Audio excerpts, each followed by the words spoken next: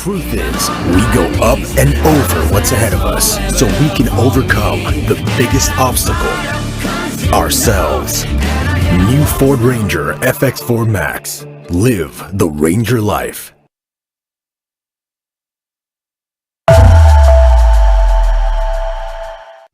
Association of land and sea, the world created in front of me.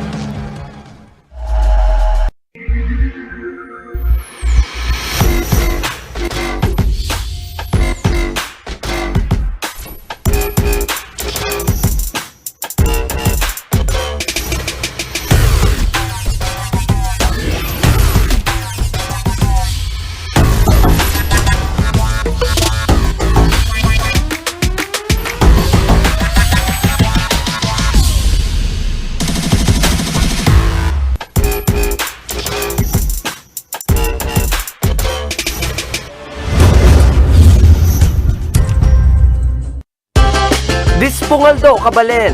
Malyari mo na lang albente ang paborito mong programa kening CLTV 36 uli dareng ke katamong cable partners. Keng ACCTN, King Analog Channel 75 at King Digital Channel 71.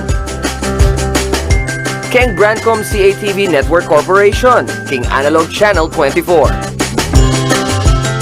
Keng Broad Cable Communications Incorporated, King Analog Channel 36. Keng Datelsat Cable TV Network naman, King Karelang Analog Channel 41. Keng Satellite Cable Network, King Analog Channel 52 at King Digital Channel 76. Ken naman Central Luzon Cable Television Network, Mayalbeta mo, King Analog Channel 66. King Satlink Cable TV System, King Analog Channel 49. Kakaluguran, mantabe na ka Kenny! Narito ang mga mahalagang mga araw na dapat ninyong malaman para sa nalalapit na eleksyon 2022. Ang nakatakdang campaign period ng mga tumatakbo para sa national election ay sa ika-8 ng Pebrero. Nakapaloob dito ang party lists, senators, vice president at president. At matatapos ito sa ika-7 ng Mayo. Kailangan din nilang itigil ang kampanya sa Huwebes Santo at Biyernes Santo. Para naman sa mga tumatakbong local candidates, magsisimula ang kanilang pangangampanya sa ika-25 ng Marso at magtatapos sa ika-7 ng Mayo.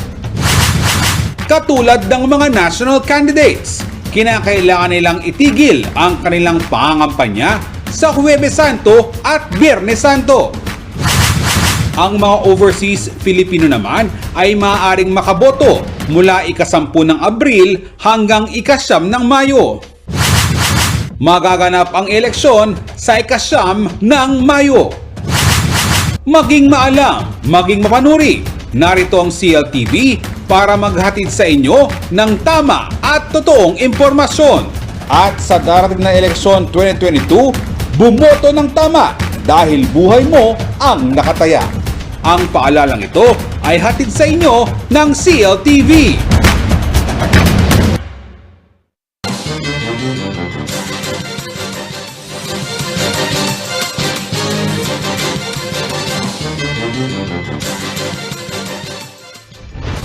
Narito na mga malalaking balitang Central Luzon ngayong araw. 5 lalawigan, 2 syudad sa Central Luzon, isa sa ilalim na sa Alert Level 1 sa March 1. Simbahan, kinundena ang pagkalat ng maling impormasyon tungkol sa martial law at people power. Mga lalawigan, bayan at syudad sa Central Luzon, nakiisa sa panawagan para sa payapang eleksyon. At business leader sa Pampanga pabor sa pagbabalik ng mga manggagawa sa workplaces.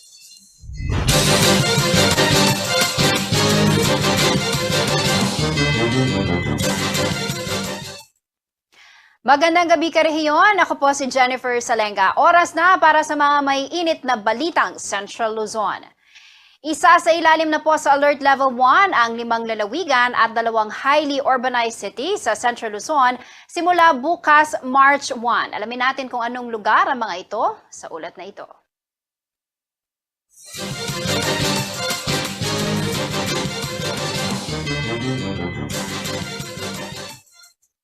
Isa sa ilalim na sa Alert Level 1 COVID-19 response ang National Capital Region o NCR at 38 pang lalawigan at highly urbanized cities sa bansa simula March 1, araw ng Martes, hanggang March 15.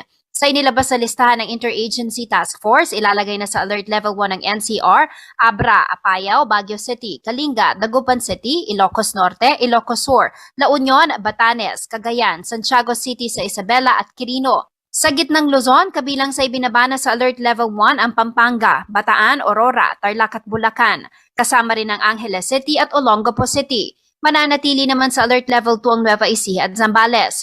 Sa Region 4A naman, Alert Level 1 na simula sa March 1 ang Cavite at Laguna, gayon din sa Marinduque, Puerto Princesa City at Romblon sa Region 4B at Naga City at Catanduanes naman sa Region 5. Sa Visayas, kasama ang Aklan, Guimaras, Bacolod City, Capiz sa Region 6 at Siquijor sa Region 7. Gayon din ang Biliran sa Region 8. Sa Mindanao, kabilang sa Alert Level 1 ang Zamboanga City sa Region 9, Cagayan de Oro City at Camiguin sa Region 10 at Davao City sa Region 11. Nasa Alert Level 2 naman ang natitirang bahagi ng bansa at wala nang nasa Alert Level 3. Batay sa IATF guidelines, sa ilalim ng Alert Level 1, wala nang restrictions pagdating sa indoor at outdoor capacities. Wala na ring age restriction sa intrazonal at interzonal travel at maging ang mga may comorbidities ay pinapayagan na ring bumiyahe. Lahat ng establishmento, tao at aktibidad ay pinapayagan na ring mag-operate, magtrabaho o total on-site o venue seating capacity alinsunod sa minimum public health standards. Samantala kung face-to-face classes ang pag-uusapan para sa primary education, kailangan pa rin ito ng approval ng Pangulo. Jennifer Salenga, CLTV News.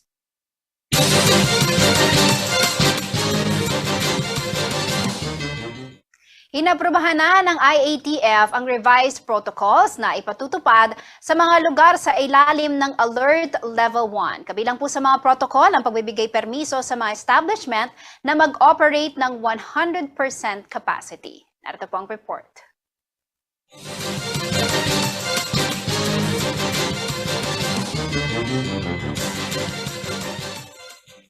Inaprubahan na ng Interagency Task Force for the Management of Emerging Infectious Diseases o IATF-EID nitong linggo ang inamyendahan na guidelines para sa implementasyon ng alert level system para sa COVID-19 response sa buong bansa. Ito ay matapos ding aprubahan ng IATF nitong linggo ang pagsasailalim sa National Capital Region o NCR at 38 iba pang lugar sa alert level 1 simula March 1 hanggang March 15. Kabilang din sa mga lugar na isa sa ilalim sa Alert Level 1 ang Aurora, Bataan, Bulacan, Tarlac, Pampanga, Angeles City at Olongapo City. Mananatili naman sa Alert Level 2 ang Nueva Ecija at Zambales. Sa ilalim ng Alert Level 1, wala nang restrictions na ipatutupad sa indoor at outdoor capacities. Bukas na rin ang intrazonal at interzonal travel para sa lahat ng edad kahit pa sa mga may comorbidities. Pinapayagan na ring mag-operate ang lahat ng establishments pagpasok sa trabaho, total on-site o venue seating capacity, basta dapat consistent pa rin sa pagsunod sa minimum public health standards. Habang subject for approval pa rin ni Pangulong Rodrigo Duterte ang face-to-face classes para sa primary education. Narito naman ang iba pang protocols na kailangang sundin sa ilalim ng Alert Level 1. Rekisito pa rin ang pagsusuot ng well-fitted face mask sa lahat ng oras, indoor man o outdoor, pribado man o pampublikong establishmento. Kasama rito ang public transportation by land, air o sea, maliban na lamang kung kakain o iinom. Partisipasyon ng team at individual sports sa mga venue na kung saan maintained ang ventilation standards, pagdaos ng outdoor sports o exercise activities kung saan ay papatupad ang physical distancing. lahat ng pribadong opisina at workplaces, kabilang ang public at private construction sites, ay maaaring mag-operate ng 100 capacity, alinsunod sa requirement ng national government pagdating sa on-site work. Gayunpaman, maaari pa rin daw nilang ipagpatuloy ang flexible at alternative work arrangements kung ito ang nararapat base sa function o individual risk. Kailangan na rin daw sumunod sa 100% on-site workforce ang mga ahensya at instrumentalities ng gobyerno. Ang mga off-site workforce naman ay subject sa rules and regulation ng Civil Service Commission at ng Office of the President. Sa kabilang banda, pinapayagan rin ng full capacity sa public transportation sa mga area na nasa Alert Level 1. Hindi na rin kailangan ng acrylic o plastic divider sa mga pampublikong transportasyon. Sa contact tracing naman, ang paggamit ng health declaration forms o paper-based contact tracing ay hindi na rin requirement para sa lahat ng ahensya at establishmento na nasa Alert Level 1. Habang ang paggamit ng digital contact tracing tulad ng staysafe.ph application ay optional na lang sa mga ahensya at establishmento. Pagdating naman sa testing prioritization, kailangan pa ring ipatupad ang testing protocols alinsunod sa national guidelines para sa mga individual na hindi pa bakunado o may higher exposure risk alinsunod sa IATF Resolution No. 148-B at No. 149 Series of 2021. Sa pagtetest, RT-PCR pa rin ang rekomendasyon at priority dito ang mga nasa Group A2 o mga tao na nasa 60 pataas at A3 o person with comorbidities, kasama na rin ang A1 o healthcare workers. Optional naman ang testing para sa ibang grupo. Hindi na ito kailangan sa asymptomatic close contacts, maliban na lamang kung may nag-develop na sintomas at kailangan ng agarang mag-isolate anuman ang maging resulta ng test. Ang paggamit naman ng antigen test ay inirerekomenda lamang sa mga symptomatic individuals at kung hindi available ang RT-PCR test, alinsunod sa umiiral na guidelines tungkol dito. Samantala, para sa mga individual na 18 years old pataas, kailangan daw ipresenta ang proof of full vaccination bago makilahok sa mga mass gathering at pagpasok sa mga indoor establishments tulad ng religious gatherings, necrological services, lamay at libing. Kailangan din ito para sa indoor dine-in services, pero kung outdoor o alfresco dining at take-out channels, hindi na kailangan ng proof of vaccination. Kailangan din magpakita ng pruweba ng kumpletong bakuna sa lahat ng indoor personal care establishments tulad ng barbershop, hair spas, hair salons, aesthetics o cosmetic services at iba pang kaparehong serbisyo. Gayon din sa mga fitness studios, gyms at venues para sa exercise and sports. Lahat ng indoor cinemas o movie houses. Gayon din sa mga pinapayagang social events tulad ng parties, wedding receptions, family reunions at iba pa. Venues na may live voice at wind instrument performers at audiences tulad ng karaoke bars, club, concert halls at theaters. Indoor ancillary establishments tulad ng hotels at iba pang accommodation establishments at venues para sa election-related events. Kailangan din ng proof of vaccination bago pumasok sa mga establishmento sa ilalim ng Principles of 3C Strategy Against COVID-19. Ang mga batang 17 years old pababa naman ay hindi na required pang magpresenta ng proof of vaccination status. Angelica Cara, CLTV News.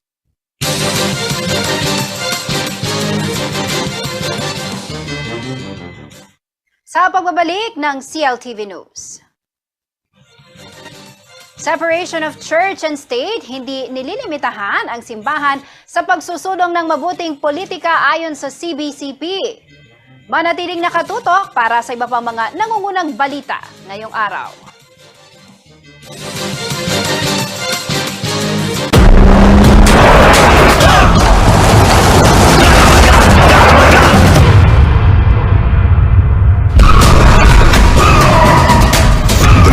Mitsubishi Strada Athlete. Unleash the athlete.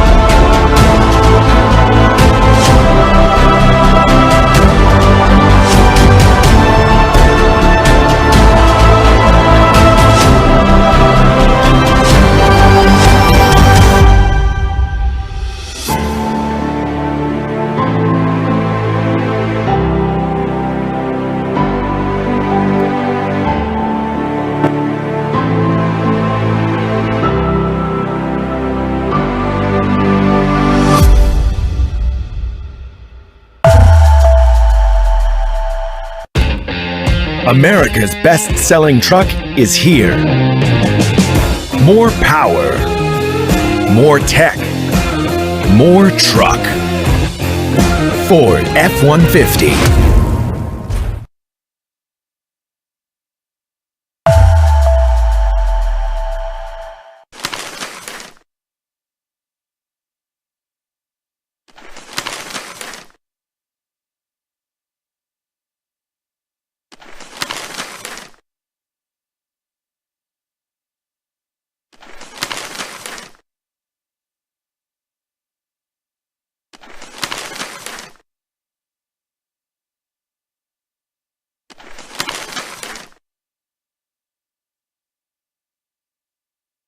Now tell me what you gonna do. When it ain't nowhere to hide. When judgment comes for you. See you at the crossroads, so you won't be lonely. See you at the crossroads, crossroads. See you at the crossroads, so you won't be lonely.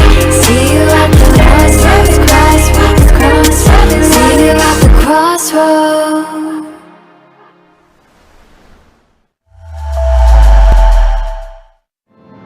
Ngayong taon, magkakaroon ng malaking pagbabago sa Pilipinas dahil sa darating na eleksyon 2022. Kasabay nito ang peligrong hatid ng COVID-19. Kaya naman telebisyon at social media ang ilan sa pinagkukuhanan ng impormasyon ng mga tao patungkol sa iba't ibang paksa gaya ng political, social at general knowledge. Isa na rito ang mga impormasyong kumakalat patungkol sa mga kandidato sa pagkapangulo. Napakaraming kumakalat na misinformation o mga peking impormasyon na mula sa iba't ibang published post sa iba't ibang social media platforms. Ang CLTV ay naninindigang maghahatid sa inyo ng mga fact-check na impormasyon dahil naniniwala kami na karapatan ninyo na malaman ang totoo. Kaya piliin ang totoo, piliin ang tama.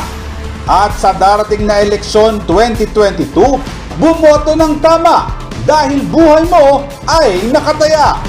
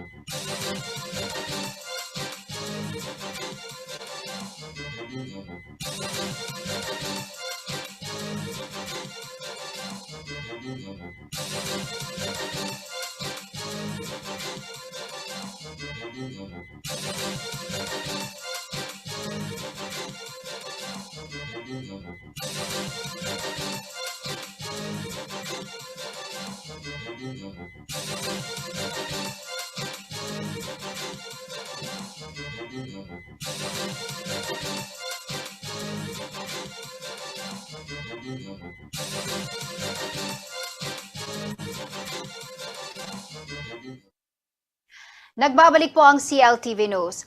At sa iba pang mga nangungunang balita, nilinaw ng Catholic Bishops' Conference of the Philippines o CBCP na hindi nililimitahan ang prinsipyo ng separation of church and state ang simbahan sa pagsusulong ng mabuting politika sa bansa. Kaya higit nitong hinihikayat ang simbahang Katolika na maging aktibo sa pagsusuri upang makatulong ito sa pagluklok ng isang mabuting kandidato. Si Jana Lubang Parungaw ang may report.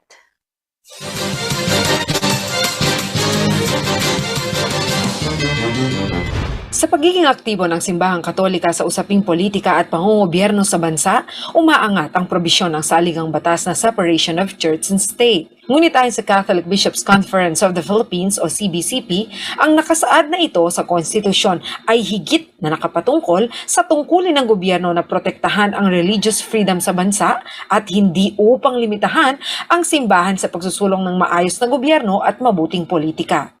Itong constitutional provision na ito is more directed to the state than to the church. That the real point in that provision is the state has no business putting up a religion or favoring one religion against another because the state is a protector of the religious freedom of our people. Ngunit hindi umano ito nangangahulugan na papasukin ng kaparian ang pagkandidato o pagsali sa mga political party. Bawal lang talaga sa clergy ay ang tumakbo o kumandidato para sa positions, electoral positions at maging part ng mga political parties. Paglilinaw ni Bishop Ambo, ang tagapangulo ng CBCP, may karapatang magsalita, magbigay ng puna o papuri at mga aral ang bawat miyembro ng simbahan bilang mamamayan ng bansa. But do not forget, all the members of the church are also citizens of this country, and they also have the civic duty to proactively participate in nation building, and part of nation building is participation in coming up with a politics that favors the common good. Hindi rin umano nag-eendorso ng kandidato ang CBCP bilang isang grupo, ngunit ipinagmamalaki daw ng simbahan ang mga Catholic groups na aktibo at tumitindig ngayong eleksyon. As a collective entity, you will not hear us endorsing names. We will stick to our role of promoting good politics through spiritual and moral guidance.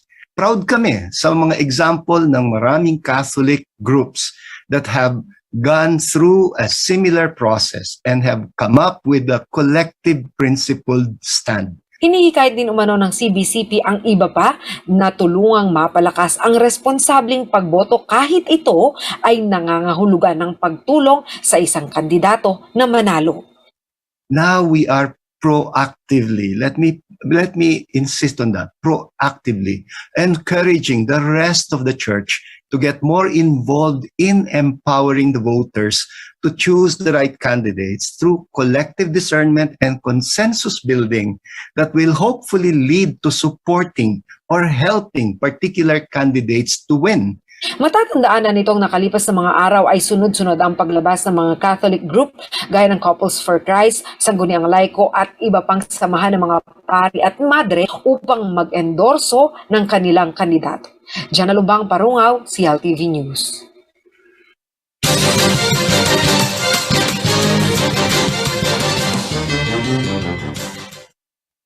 Nakiisa ang mga lalawigan, bayan at syudad sa rehiyon sa panawagan para sa isang payapang halalan. Nagdaos ng covenant signing ang COMELEC, PNP at mga kandidato.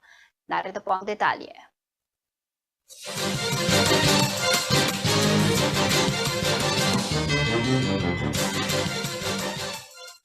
Bilang pakikiisa sa panawagan ng COMELEC at PNP para sa isang secure, accurate, free, fair elections o SAFE 2022, ilang probinsya at syudad sa Central Luzon ang nagsagawa ng kani-kanilang unity walks at peace covenant signing. Isa na riyan ang lalawigan ng Bulacan, kung saan nag-organisa ang Malolos City Police Station ng isang unity walk, interfaith prayer rally at pirmahan ng peace covenant noong February 23. Kasama ng pulisya ang Department of the Interior and Local Government, Commission on Elections, Philippine National Police, Department of Education at ang Diocese ng Malolos at Bureau of Treasury. Maging ang pamahalaang lungsod ng Maria Aurora ay nakiisa noong February 24 sa pagtitiyak ng kaayusan at kapayapaan ng darating na eleksyon. Ito ay pinangunahan ni Police Major Jonathan A. Taliwan kasama ang COMELEC, DILG at iba pang enforcement agencies at mga lokal na kandidato sa probinsya. Nakiisa rin ang ilang bayan at syudad sa Nueva Ecija katulad ng Licab, Palayan City, Rizal at Talugtug sa pamamagitan ng isang unity walk, interfaith prayer rally at peace covenant signing na kanilang ginanap mula February 23 hanggang 26. Bukod sa COMELEC at DILG ng Bataan, kasama rin ang mga kasalukuyang nanunungkulang opisyal at political aspirants, ang Parish Pastoral Council for Responsible Voting at PNP Abukay sa isang unity walk at covenant signing na kanilang isinagawa noong February 26 sa parokya ni Santo Domingo de Guzman sa Abukay, Bataan. February 28 naman, ng isang misang idinao sa St. Columban Parish Church, Olongapo City na sinundan ng kanilang sariling peace covenant signing. Pinangunahan ito ng Olongapo City Police Office kasama ang COMELEC, Religious Sectors, Social Action Center of Zambales, Parish Pastoral Council for Responsible Voting, National Movement for Free Elections at lahat ng mga lokal na kandidato mula sa iba't ibang partido.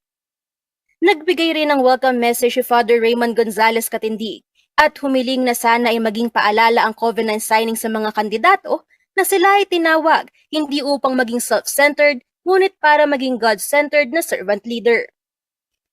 Ang mga probinsya ng Pampanga at Tarlac ay nauna nang nagpakita ng kanigan nilang suporta para sa isang maayos, malinis at mapayapang eleksyon sa darating na Mayo. Angelica Cara, CLTV News.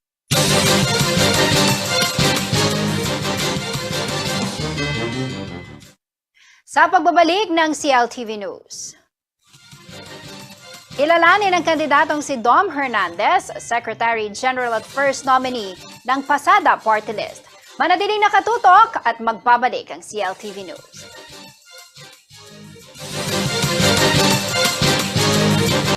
Ang wasto at regular na paghuhugas ng kamay ay ang pinakamabisang paraan para makaiwas sa COVID-19. Sundin lamang ang mga simpleng hakbang. Hugasan ang inyong mga kamay gamit ang sabon at tubig. Kuskusin mabuti ang inyong mga kamay. Magsimula sa palad hanggang sa pagitan ng mga daliri at likod ng kamay. Gawin ito sa loob ng 20 segundo. Panlawang mabuti ang inyong mga kamay at patuyuin ito gamit ang malinis na tuwalya. Laging tandaan, ang tubig ay sandata laban sa COVID-19. Ugaliing maghugas ng kamay sa wastong pamamaraan. Ang paalalang ito ay hatid sa inyo ng Prime Water.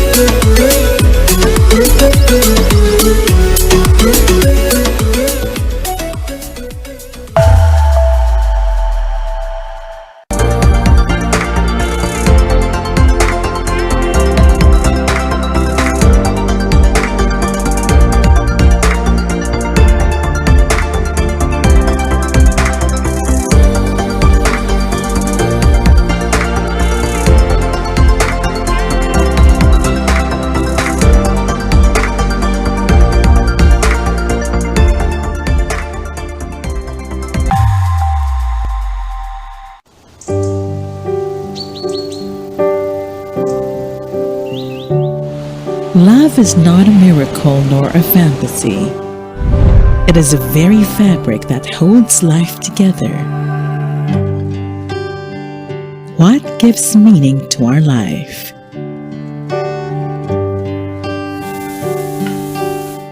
We are born as loving beings, and we can deepen our love through practice and intention.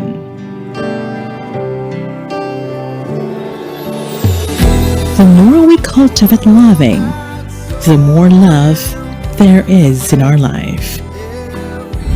Discover all that life and love has to offer.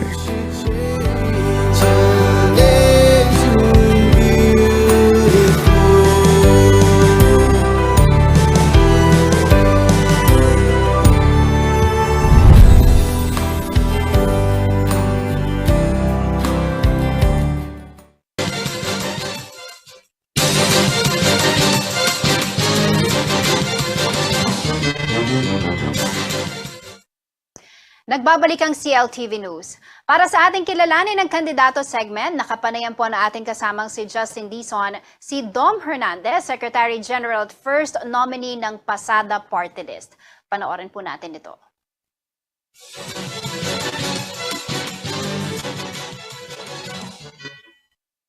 May Pagatpanapon, Pampanga, magandang hapon Central Luzon at nandito po tayo sa ating kilalanin ng kandidato segment. Pero bago po ang lahat mga kabalen, mga karyon, ipaalala ko lamang ho sa inyo na alert level 1 na ho tayo dito sa Aurora, Bataan, Bulacan, Pampanga, Tarlac, Angeles City at Olongapo City. Simula ho yan bukas, March 1 hanggang March 15.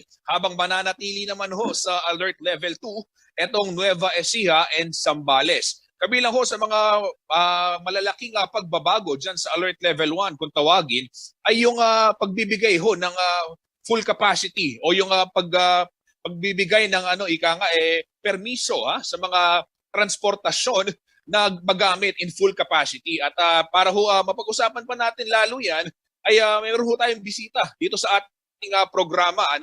Wala hong iba kung hindi si Sir Dom Hernandez, ang Secretary General at First Nominee po ng Pasada Party List. At magandang hapon sa iyo, Sir Dom. Bumati ka muna sa ating mga tagapanood dito sa ating programa.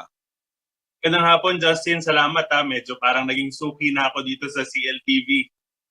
But malaking pagkakataon ito para masagot natin yung mga katanungan ng mga viewers natin. Salamat ulit sa pag-imbita. Opo. Alam niyo sir, nagkausap lang tayo last week pero ito dahil hindi nauubusan ng issue yung ating transport sector. Karamihan sa ating mga kababayan talagang riding public, mananakay sa mga pampublikong transportasyon. First things first sir, paano ho tinitignan ng Pasada Party List itong mangyayari bukas March 1 na alert level 1? Sa tingin ho ba natin yung mga miyembro natin sa transport sector, handa na ho ba sila at may sapat na gabay ho ba na nanggagaling mula sa ating national na pamahalaan? Magandang question, Justin.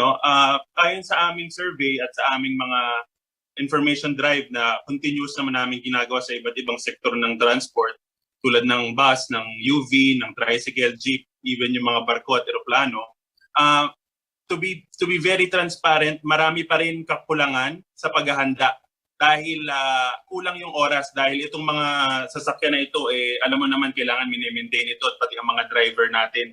So ang pinupush po natin sa Pasada, nung nagkakaroon na po ng mga balita na magre-reopen nga ng alert level 1, which means wala ng capacity, wala ng loading capacity limit, nagsimula na kami ng information drive at sinabi na namin sa mga driver, i-check nyo na ang inyong mga sasakyan na pangbiyahe, ihandaan nyo na yung mga ating mga hand sanitizer kung afford nyo, at make sure lang yung minimum health protocols dahil we're expecting na talagang maraming mananakay na lalabas na bukas sa alert level 1. Ang pakiusap lang namin at patuloy naming sinasabi sa mga transport operators, wag na wag po kayong makakalimot na nandyan pa po ang COVID. Meron pa rin pong cases at may chance pa rin na ito ay matransmit lalo na sa pagsakay sa pampublikong sasakyan dahil lalo na pag nag-overcrowding. So hindi na naman natin masisi ang transport workers dahil 2.5 years na, 2.5 years na ho silang walang kita. So kaya talagang palagay namin ay they will take advantage and the opportunity to try to make some money na ng magkaroon na ng kabuhayan ulit sa pag full capacity. Pero dahil kahit it doesn't mean na alert level 1 ay papayag na tayo na may sumakay na mga walang mask at yung mga ating mga lalo na yung mga high contact surfaces natin, lagi namin sinasabi kung meron tayong budget, let's make sure na talagang lagi yan pupunasan, pasadahan ng alcohol para yung yung safety rin ng riders ang kailangan din natin i-prioritize, hindi lang yung kita kada pasada. Napakagandang punto niya na Sir Dom. Magandang paalala ho sa ating mga tagapanood na nariyan pa rin yung COVID-19 pandemic bagamat nagluluwang tayo ng restrictions. Pero ito Sir Dom, nabanggit nyo nga for the past 2.5 years, nakita natin yung mga kababayan nating driver talagang yung namamasada sa iba't ibang sektor o sa iba't ibang panig ng bansa at iba't ibang sasakyan man yan. Nakita natin na talagang sila yung sabihin na natin nadikdik doon sa sitwasyon eh. Kasi remember when we had this 2-month lockdown na talagang total lockdown, halos walang pasada yan. Nung bumalik yung pasada nila, may mga regulation, etc. Pero isa ho yung observation natin at may mga nakausap tayo mga driver, karamihan sa mga sinasabi nila, kalimitan sa sinasabi nila, sino ba ang susundan namin? Medyo parang paiba-iba yung binibigay na protocol sa kanila. Sir, ano ho ba sa tingin ninyo ang dapat gawin ng pamahalaan? At kayo bilang isang tumatakbong parties, kung kayo ay maupo sa Kongreso, para magkaroon ng iisang kumpas sa ating transport sector? I think ang major na ang root cause itong kaguluhan ng miscommunication dahil marami ito over-regulated po transport industry. Marami po tayong sinusunod, mayroon ding enforcers, may LGU po tayo na sinusunod, may MMDA, LTFRB, DOTR, Port Authority, CAAP, napakarami po yan. So I think kung tayo po ay mailuklok sa Kongreso, sana ang magawa natin, ma-rationalize natin yung mga agencies na nag-regulate para yung kumpas na yung sinasabi, isang meeting lang, isang desisyon ay madali na maibababa sa mga transport workers kung ano bang dapat paghandaan. Kasi to be fair naman po sa gobyerno, itong COVID ay unprecedented. Hindi naman po ito nangyayari dati.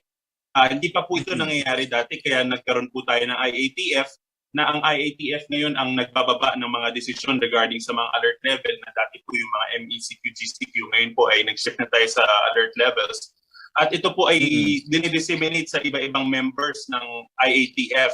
Kaya medyo nagkakaroon lang po ng konting kaguluhan at confusion sa ating riding public na malaki po talagang impact. Kasi ikaw bilang mananakay, may gusto kang puntahan, hindi mo alam kung may masasakyan ba ako, gaano ba karaming sasakyan na pwede kong sakyan sa araw na ito. So kung may klaro lang po sana na isang kumpas na yun na nga, pag na-irrationalize na natin ang mga regulating bodies ng transportation segment para sa bansang Pilipinas po, mas mabilis na po tayo makakakilos dahil lahat naman po tayo yun ang goal eh. Ang mabilis na pasada at safe na pasada nga doon sa ating mga patutunguhan. So it's both, it's mutual for the transport workers, the riding public, and the LGUs also para hindi na po tayo nag-back and forth sa mga desisyon kung ano po ba talagang dapat sundin at hindi. Ayan, maganda yung nabanggitin niyo, Sir Dom, na tama naman na ngayon nga lang natin nakakarap itong COVID pandemic. At least moving forward, meron na tayong naging karanasan.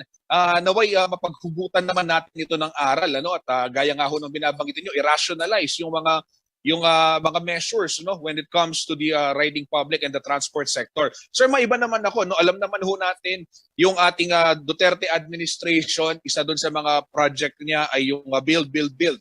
At marami rin ho dito sa atin, halimbawa sa Central Luzon, ang sinasabi para magkaroon ng mas maunlad na countryside, magtayo ng mga infrastruktura at dapat may magandang access sa transportasyon. Kayo ho sir sa pasada, paano ho ninyo nakikita itong pagtatayo ng mga ports, ng mga airport, paliparan, mga daungan, sa iba't ibang panig ng bansa? Gaano ho ito kahalaga para mapaunlad natin ang ating ekonomiya? Justin, yung itong mga major infrastructure na to, hindi ito barya. Bilyon ang mga ginagastos. In fact, marami dito ay PPP dahil nga para mas mapagaan ang kapital na kailangan ilabas ng gobyerno ay nagpa-partner sa private sector. Ngayon, bilang bilyon ang kapital at hindi naman sa overnight nangyayari, maganda sana ay pinag-aaralan talaga ng mabuti. May long-term plan, may capacity planning, ilan ba ang mananakay dito given the population growth? And I think to be fair naman sa mga developers ng ating mga transport infrastructures ay inaaral naman ito ng mabuti talaga. Minsan lang talaga tulad nung na-mention mo nga, merong airport sa Clark, biglang may airport sa Bulacan.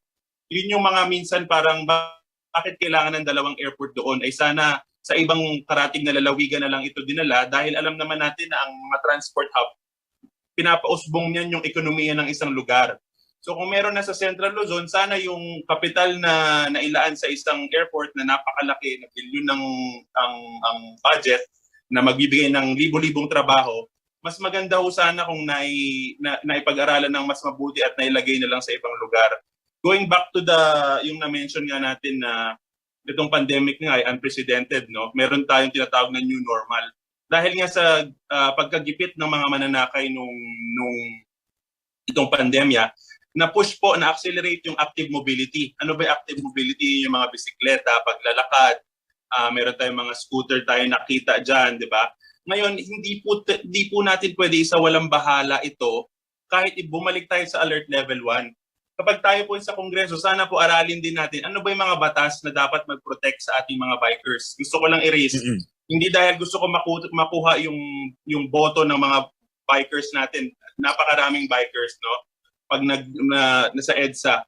Minsan lang hindi kasi klaro kahit sa mga private cars, hindi klaro kung ano ba yung karapatan ng isa't isa dun sa daan.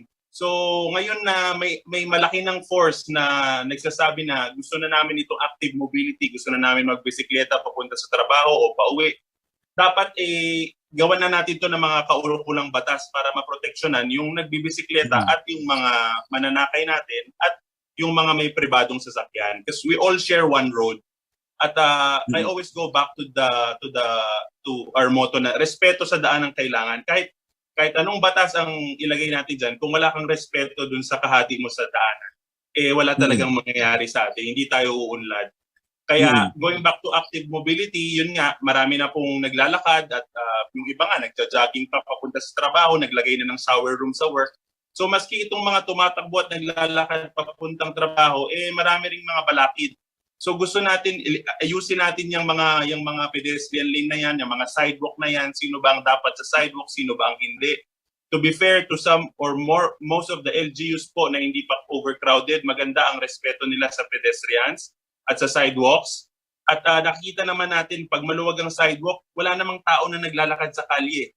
So yun po sana makita natin all through sa buong bansa po natin na talagang simulan na yung disiplina na kung saan dapat ang mananakay, doon lang po dapat maglalakad. So yun po yung mga ating mga susolusyonan sana pagdating sa Kongreso. Oo, nabanggit niyo yung bike, sir, dito sa Pampanga, talagang dumarami rin yung ating mga kababayan at isa doon sa mga kahilingan talaga nila is magkaroon ng allotted bike lane. O yung iba may bike lane naman, kaso gaya nga ho ng nabanggit ninyo, hindi rin nirespeto ng ibang mga driver yung disiplina. Pagdating sa disiplina, sir, isa ho doon sa mga ipinatupad ng pamahalaang Duterte is yung dagdag rekisito dito sa pagre-renew ng lisensya. Alam naman natin, may exam, pero 10 years ito. Sir, sa tingin niyo ho ba itong ganitong patakaran, i-serve niya talaga yung purpose niya?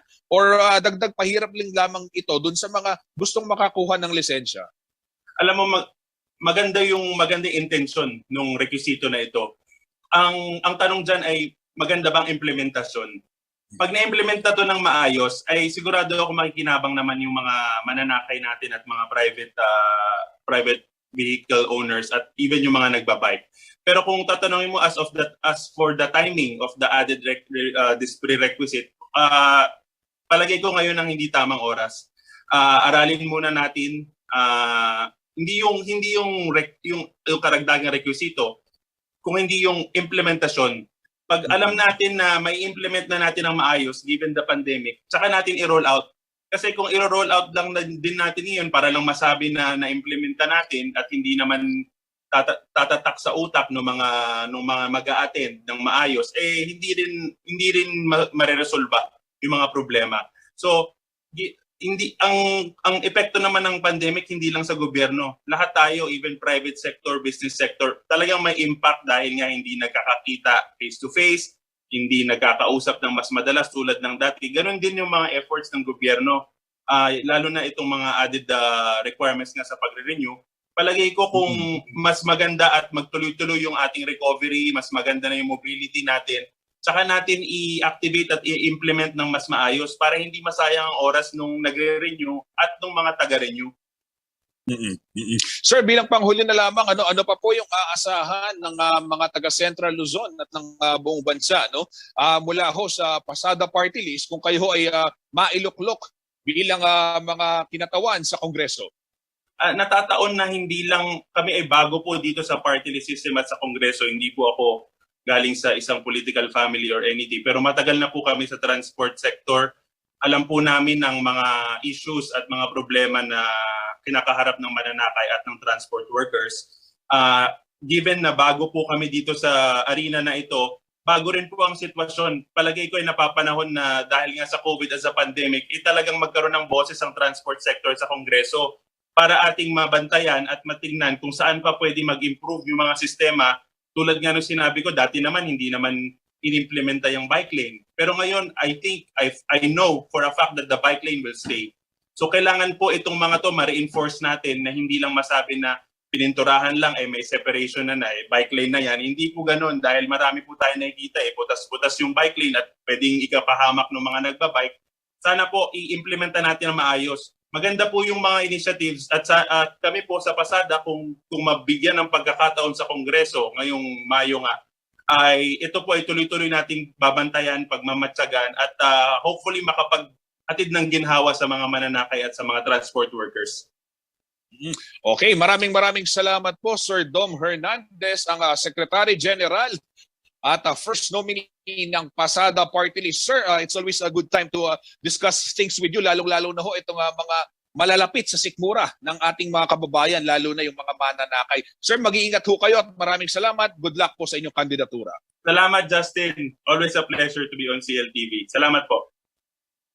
Yan mga kababayan, mga karyon, narinig ho natin si Sir Dom Hernandez, ang Secretary General at first nominee ng Pasada Party List. Kabilang ho dun sa mga pinunto niya, mga karehiyon, yung pagkakaroon ng rationalization dun sa regulation pagdating sa sektor ng transportasyon at syempre ito ang pagpapanatili ng kaligtasan sa kalsada kahit na yung mga pampublikong sasakyan man yan, mga pribado o kahit yung mga nagbibisikleta na alam naman ho natin dito sa Central Luzon, napakarami din ho yan. Ako po si Justin Dizon, ito ang Kilalanin ang Kandidato. Your love lifting me higher than I've ever been lifted before. So keep it up. Your love lifting me higher than I've ever been lifted before. And I'll be at your side forevermore. Sa haba po ng traffic sa EDSA, pabayaan ko po na umihit. Madalas po nakakaranas ako ng pananakit ng aking bewang. Ang findings po sa akin, nagkaroon po ako ng kidney stone. Dahil sa kidney care, ang problema ko sa kidney ko, solved na. Kayang-kaya ng kidney care. Ang kidney care, hindi dapat gamitin panggamot sa anumang uri ng sakit. In the Philippines, one of the first non-life insurance companies that established its head office outside Metro Manila emerged. Strength, integrity, and with a proven track record of service in the countryside. Join the journey to our third decade. Corporate Guarantee. We value our commitment.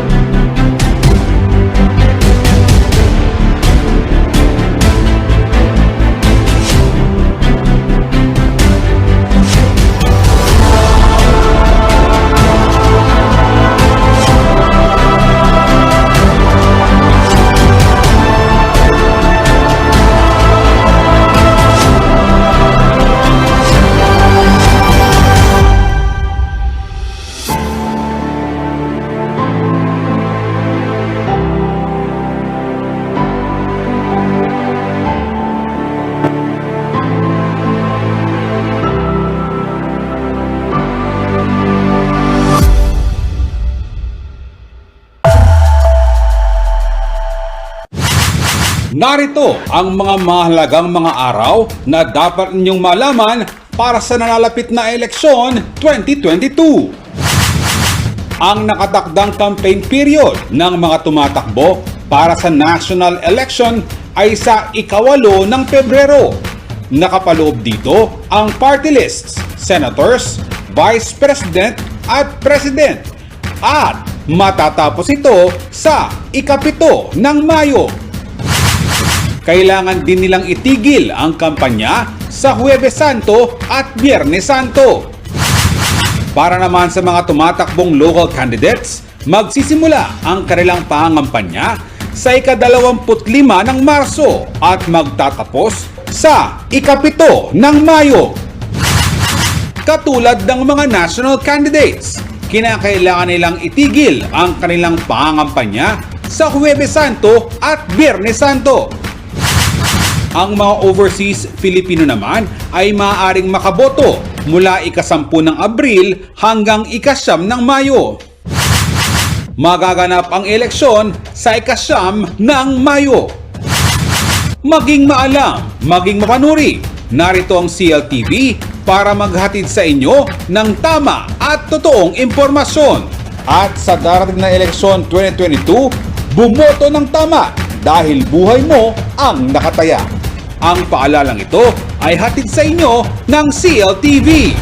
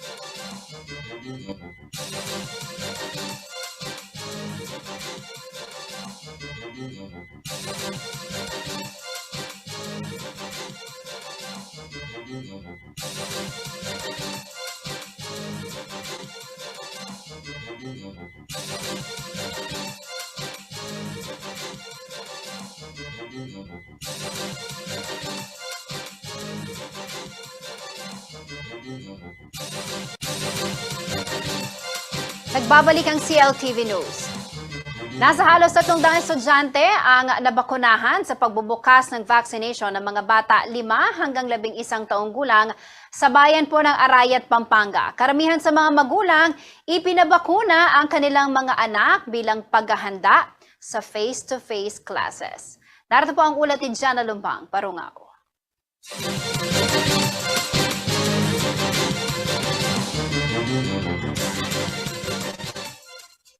Nagsimula na ang face-to-face classes sa ilang mga paaralan sa bansa, ngunit marami pa rin sa mga magulang ang ayaw papasukin ng kanilang mga anak dahil sa banta ng COVID-19.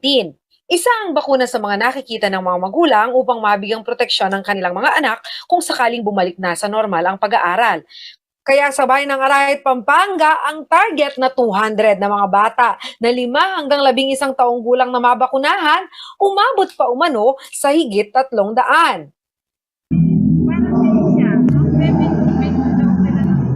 Para makapasok sa school, para makapasok. Okay na. Maging ang batang si April Ann nakumbinsi umano ng magpabakuna dahil ito ang sinabi sa kanya. Pagbakuna ka na para makapag-school ka na.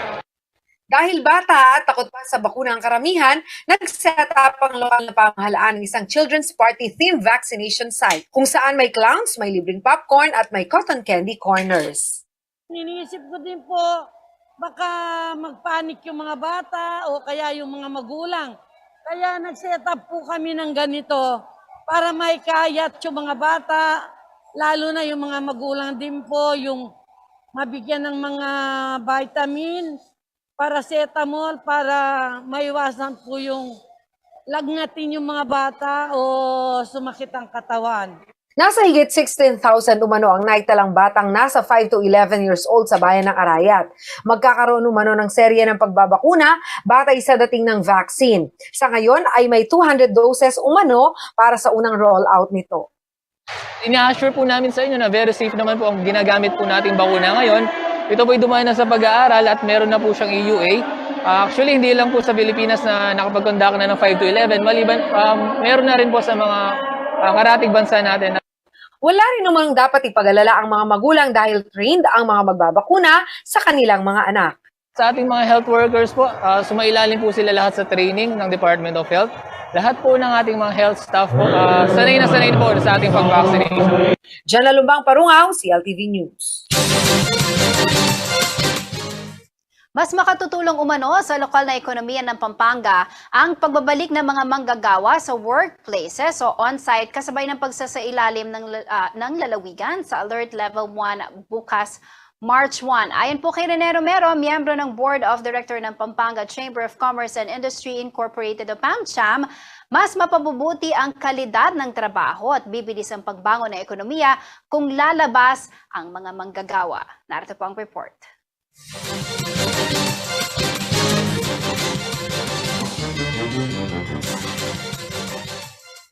Isa sa pinakamalaking industriya sa Central Luzon ay ang services sector.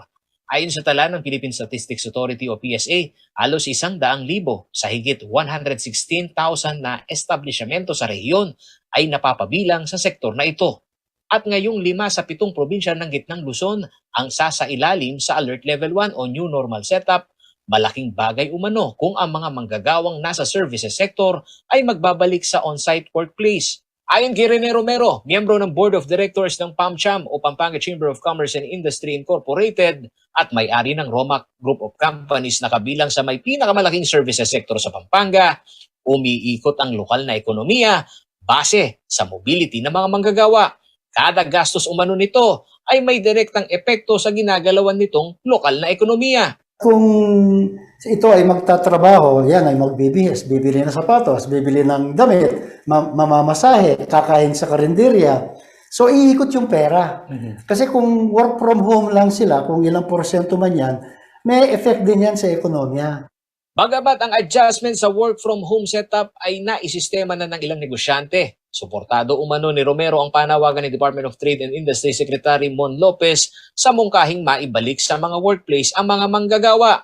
Isa rin kasi umano ito sa nababanggit na paraan ng Regional Development Council o RDC sa Central Luzon para mapabilis ang economic recovery sa rehiyon. Siguro nabanggit ni Secretary Mon Lopez yun, is that to fast track the economic recovery natin. At in terms of from the employer's point of view, marami naman kasi mga industries na hirap din sila. Dapat din umanong palawigin ang formula ng IATF na kada 15 days lamang ang assessment sa alert level status. Dito nagkakatalo umano kasi sa resources at paghahanda ng mga opisina na gastos din ng mga employer. Dapat siguro 30 days kasi yung 15 days hindi natin alam kung, di ba, kung minsan mahahawa ka after several days, ano? Siguro, instead na March 1 to 15, baka pwedeng gawing March 1 to 10. Mayorya ng Pampanga Chambers of Commerce and Industries Incorporated o PAMCHAM ay pabor sa on-site na pagtatrabaho ng kanilang mga manggagawa. Yon ay dahil sa halos 74 na miyembro nila ay nasa hanay ng manufacturing industry at 37 naman ay nasa hospitality industry na kailangan ng face-to-face o aktual na presence sa trabaho. Sa Central Luzon, aabot sa 14,102 o 12% ang nasa accommodation and food services establishments ang posibleng muling magbukas sa ilalim ng new normal setup. Habang ang nasa sektor ng manufacturing ay nasa 12.5% o kabuang 14,495 na establishment na inaasahang magkakaroon ng mataas na mobility ng mga manggagawa. Paolo G. Santos, CLTV News. Alamin naman po natin na magiging lagay ng panahon mula kay Ginoong Manny Esguera, ang Chief Weather Forecaster ng Pag-asa Clark.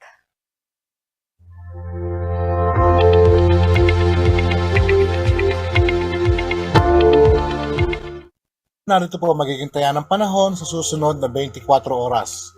Isang trough ng low pressure area o extension po ng isang LPA ang nakakaapekto po ngayon sa Mindanao. Samantala po, easterlies naman po nakakaapekto dito po sa buong Luzon, kasama na rin po ang Visayas. So pansamantala pong humina o nawala itong hanging amihan at yun nga po, easterlies na po yung nararamdaman natin kaya medyo maalinsangan po ang panahon. So ang nangyayari po, ang eastern at central Visayas, ang Caraga, ang northern Mindanao at Davao Region, magiging maulap po ang papawirin dyan na may kalat-kalat po mga pagulan, pagkulog dulot po ng trap ng isang LPA. Samantala po ang Metro Manila at nalalaking bahagi pa ng bansa ay bahagi hanggang sa kuminsan ay magiging maulap ang papawirin. Meron lamang po inaasahang mga isolated rain showers or thunderstorm. Ito po ay dulot na ng localized thunderstorm. So sa ngayon po medyo maalinsangan po magiging pakiramdam natin, ang panahon natin, kaya pinag-iingat pa rin po ang lahat. At yan ang mga balitang nakalap ng CLTV News. Kasama po ang buong pwersa ng CLTV News and Current Affairs. Ako po si Jennifer Salenga. Maraming salamat po.